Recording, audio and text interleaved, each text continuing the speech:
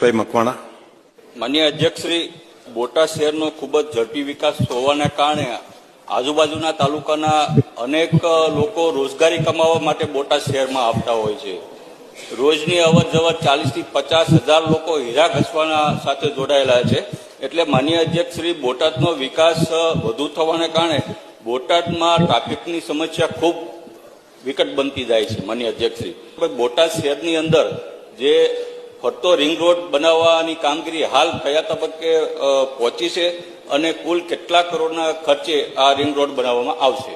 માનનીય અધ્યક્ષશ્રી, કન્સલ્ટન્સીના તબક્કે છે અને એ તબક્કાની અંદર અત્યારે એનો ડીપીઆર કે જેની રકમ ને એમાં કેટલું બધું વચ્ચે જમીનો સંપાદન કરવાનો વગેરે વગેરે વિષયો એ આવે છે અને માનનીય અધ્યક્ષશ્રી એનો અહેવાલ મળશે એટલે તરત જ આપણે એનું કામ સર્વેનું કામગીરી પૂરી થાય એટલે તરત જ જેટલું શક્ય હોય એટલું ઝડપી પૂરું થશે માનનીય અધ્યક્ષશ્રી. પરંતુ મારે એક વાત બીજી પણ ધ્યાનમાં દોરવાની, આ કેવળ બાયપાસ નથી બનતો માનનીય અધ્યક્ષશ્રી, પરંતુ જે કેન્દ્ર સરકારે 3000 કિલોમીટર નેશનલ હાઈવે જેની જવાબદારી ગુજરાત સરકારને સોંપી છે એને જ પણ આપણે પથરેખા એવી રીતે બનાવી છે કે બાયપાસ આ બાજુ રાજ્ય સરકારનો થાય, નેશનલ હાઈવે આ બાજુ થાય.